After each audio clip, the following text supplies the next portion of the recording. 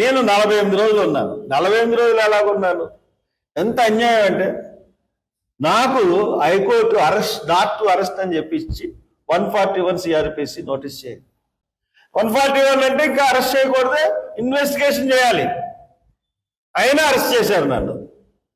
Arrest చేసిన తర్వాత నేను ఇక్కడ బెయిల్ ఇవ్వలేదు. తర్వాత నాకు తెలియని కేసులు, అంబేద్కర్ విగ్రహాలను నించోబెట్టానని ఒక 2 కేసులు 3 కేసులు ఉంటే ఆ కేసుల్లో ఎన్విడబ్ల్యూలు తీసుకొచ్చి ఈ కేసు బెయిల్ రాగానే హైకోర్టులో అయ్యి పీటీ వారెంట్లు వేసి 3 పీటీ వారెంట్లు 4 పీటీ వారెంట్లు నా మీద వేశారు గత ప్రభుత్వం, జగన్ రెడ్డి ప్రభుత్వం.